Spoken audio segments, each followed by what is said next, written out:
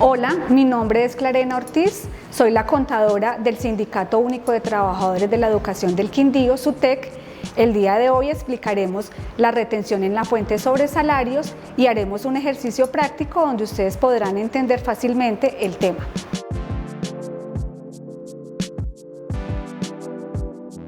Para iniciar entonces empezaremos dando una pequeña descripción de qué es la retención en la fuente. Recordemos que la retención en la fuente es un descuento que nos hacen por pagos a nuestros salarios. La retención en la fuente es un anticipo del impuesto de la renta. ¿Por qué? Porque es una deducción, como su nombre lo indica, anticipada de ese impuesto. Ahora bien, podríamos también entender que algunas personas que no están obligadas a presentar el impuesto sobre la renta también están sujetas a retención en la fuente. Entonces, ¿sobre qué valores se aplica la retención de salarios? Todo lo que constituya o no salario y que se desprenda como pago de esa relación laboral que tenemos. Entonces hablamos del salario como tal, si en algún momento recibiéramos auxilio de transporte, en el caso de los docentes si les pagan horas extras, retroactivos, bonificaciones, todo concepto que esté vinculado, sea constitutivo de salario o no, está sometido a retención en la fuente. Entonces es importante tener esto claro para poder saber por qué algunas retenciones en algunos meses fluctúan o en algunos meses no se practican.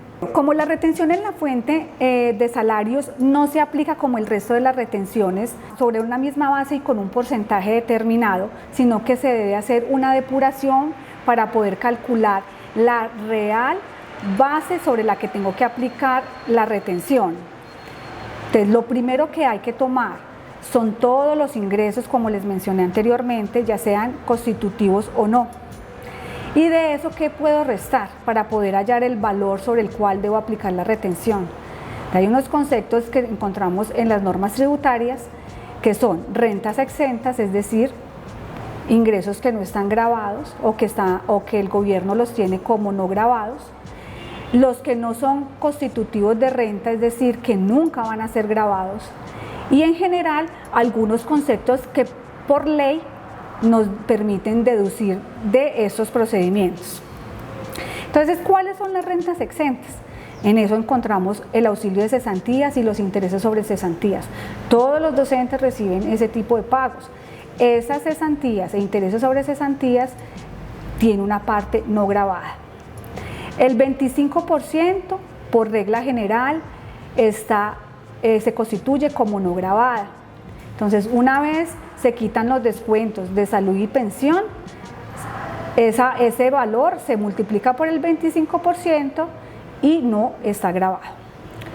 Los aportes voluntarios a pensión, voluntarios, no los obligatorios, porque los obligatorios están dentro de los ingresos no constitutivos de renta, pero también se pueden restar del valor de los ingresos para calcular la base. Los ahorros en cuentas de AFC, recordemos que AFC significa ahorro de fomento a la construcción, es decir, cuando yo estoy haciendo el ahorro para adquirir vivienda. Lo recibido por gastos de entierro del trabajador tampoco se encuentra gravado. Las indemnizaciones por accidente de trabajo o enfermedad tampoco están gravadas.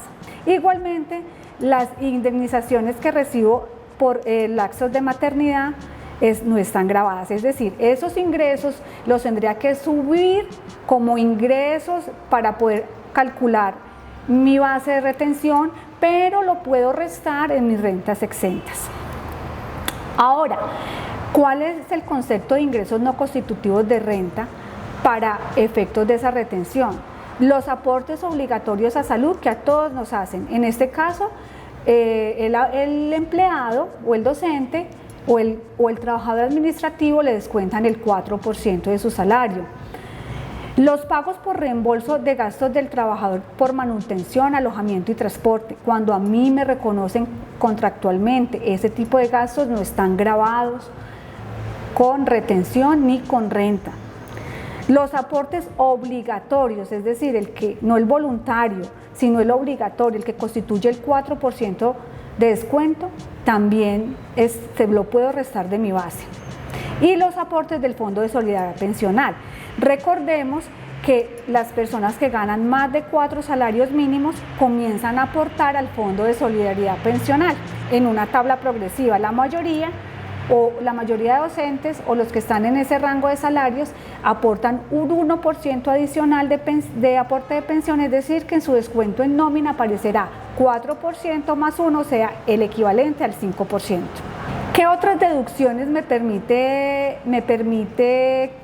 restar del valor de los ingresos para hallar mi base de liquidación de retención en la fuente? Los pagos de alimentación. Aquí hay una parte interesante que muchas personas tienen, pero que no la tienen en cuenta en el momento de solicitárselas a su empleador, y es una deducción por dependientes. ¿Qué significa dependiente? Las personas que económicamente dependen del trabajador. Aquí hay que tener en cuenta qué establece la ley o la norma tributaria en esto. Si yo soy casado o tengo hijos a cargo, ya sean porque son propios o porque son adoptados legalmente, esos se corresponden a dependientes económicos. Si yo tengo padres adultos mayores y que puedo demostrar que dependen económicamente de mí, ¿y cómo demuestro eso? Pues no reciben ingresos por ningún concepto y que están en mi seguridad social. Entonces esas personitas también son dependientes económicos. ¿Cuánto me permite descontarme la norma tributaria o el Estado en mi retención? El 10% de mis ingresos también me permite restar. Si yo tengo créditos de vivienda, puedo solicitar también la certificación ante la entidad financiera donde tengo el crédito y saco un cálculo mensual de lo que pagué en el año anterior por crédito de vivienda, ese valorcito que me dé la cuota, la 12ª cuota porque 12 meses o la proporción de los meses que pagué mi crédito de vivienda, esa proporción la puedo llevar a mi procedimiento para bajar mi base de retención en la fuente. También puedo llevar pagos de medicina prepagada, seguros de salud en beneficio del trabajador, su cónyuge, sus hijos o dependientes. Eso es importante porque cuando yo tengo que pagar mucha retención, me deducen mucha retención porque mi salario es alto y yo no la necesito para mi declaración de renta, pues es importante saber que si yo tengo este tipo de conceptos los puedo certificar ante mi empleador para que él me lo tenga en cuenta al momento de liquidarme mi nómina. Ahora bien, ¿cómo podemos hacer el cálculo? Ya sabiendo estos conceptos, claro, teniendo claro qué es la retención, que es una deducción de mi salario, teniendo claro cuáles son los conceptos que yo me puedo descontar de mis ingresos para poder bajar esa base, ¿cómo se hace el cálculo de esa retención? El Gobierno Nacional establece 2 procedimientos, se conocen como procedimiento 1 y procedimiento 2 para el cálculo de retención en la fuente de salario. Generalmente, para los docentes, el Estado utiliza el procedimiento 1, que es el que se calcula cada mes, de acuerdo a los ingresos que tenga ese empleado o ese docente. Por información, es bueno saber que existe un procedimiento 2 que lo debo calcular cada 6 meses y lo que me hace es, de acuerdo a los ingresos que yo tengo, calcular un porcentaje fijo por esos 6 meses. Digamos que por el nivel de empleados del Estado, ellos se apoyan en el procedimiento 1, que es el que vamos a explicar y sobre el cual vamos a desarrollar un ejercicio más adelante. Entonces, como les decía, el procedimiento 1 consiste en que cada mes se determina el porcentaje de acuerdo al salario devengado. Ojo, cuando hablamos de salario, no solamente entonces hablamos de sueldo como tal, sino todo lo que constituya ingreso para ese docente o para ese asalariado. ¿Por qué decimos? Porque a veces recibimos el salario, como les digo, a veces recibimos bonificaciones de otros meses, primas o retroactivos, viáticos, todo lo que esté relacionado en ese contrato laboral, sea constitutivo o no de salario, me va a aumentar el valor de mis ingresos y por lo tanto tiende a aumentarme la base gravable para determinar esa retención en la fuente. Hay una cosa importante y es que los vinculados de esta manera recibimos primas en junio y en diciembre. Esa prima también se le hace el cálculo para saber cuánto se incrementa su nivel de ingresos por esos periodos. Por eso hay docentes que solamente se les practica retención en junio y en diciembre, porque su nivel de ingresos se incrementa por los pagos adicionales. Bueno, antes de determinar el ejercicio y desarrollarlo, también es importante saber a partir de cuánto de base me comienzan a hacer retención. Ojo, como es un procedimiento que implica calcular una base, es decir, no sobre todo mi salario, es a partir de la base que comienza a quedar grabada, no de ese salario. Eso hay que tenerlo claro para poder saber, porque hay personitas que se ganan lo mismo y no les hacen lo mismo de retención, porque las deducciones o las certificaciones que pasa una persona y otra pueden ser diferentes, entonces la base le da diferente así tengan el mismo salario.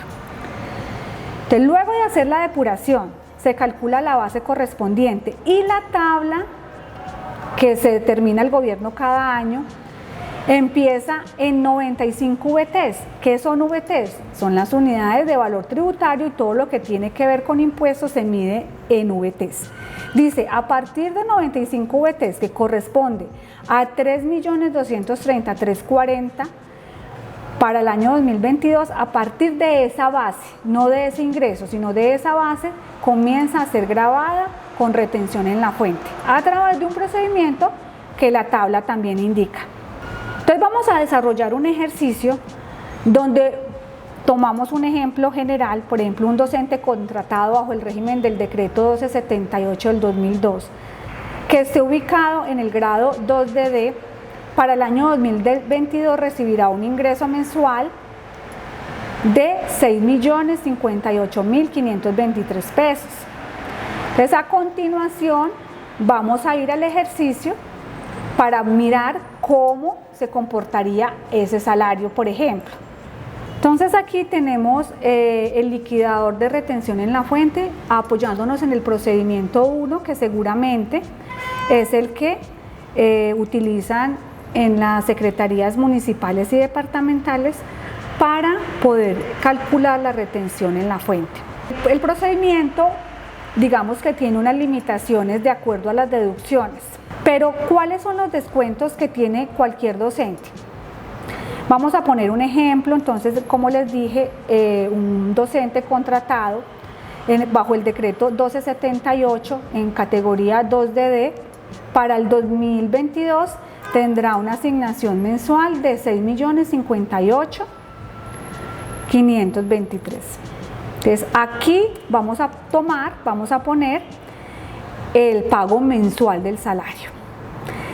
Todos los asalariados, inclusive los docentes, tienen al menos qué descuentos que se pueden quitar del procedimiento. Todos aportan a salud y a pensión de manera obligatoria. Entonces, ¿cuánto es el aporte de salud que me puedo quitar como ingreso no grabado? El 4%. Si ustedes van y miran su desprendible de pago, y aparece el 4%. ¿Cuánto se pueden descontar de pensión? El 4 más el 1, por eso aquí voy a poner el 5%, porque ya una personita con un salario de más de 4 salarios mínimos tiene que aportar el 1% adicional como fondo pensional. Entonces, estos dos valores, estos 242 y estos 302, por derecha ya se los pueden descontar de los ingresos porque no están grabados. ¿Qué otro descuento tienen por ley que no lo tienen que solicitar? A eso me refiero, no lo tienen que solicitar ante su pagador. El 25%. ¿Cuánto es el 25% luego de descontarme la salud y la pensión? 1.378.000. Es decir, por ley eso no está grabado. ¿Cuánto nos da la base? 4.135.256. Una vez descontado la salud y la pensión y el 25% que me da la norma. Esos no los tengo que solicitar. ¿Por qué no los tengo que solicitar ante mi pagador? Porque mi pagador es el que me hace el descuento de salud, el descuento de pensión, y sabe que por ley yo tengo el 25%. Esa personita, si solo recibiera su salario en ese mes, tendría una retención de 100.000 pesos. ¿Cómo se halla esa retención? Esa retención no solo está sometida a una tabla, a un porcentaje, excúsenme, sino que va en una tabla donde dice, si su ingreso es superior a esas 95 VTs, entonces coge su ingreso, lo convierte en VTs, le resta 95 VTs y lo multiplica por el 19%. Una vez calculada la base, lo que hace esta tabla, que es la que tienen sus pagadores, es decir, sobre esa base debe pagar 100.000 pesos de retención, ¿correcto? Entonces no es solo aplicar un porcentaje, es someterlo a esta tabla que les acabo de mostrar. Ahora bien, pongamos el ejemplo de que en ese mes esa persona, además de ese salario, recibió una bonificación de 700.000 pesos o un retroactivo, pongámoslo así, 700.000 pesos.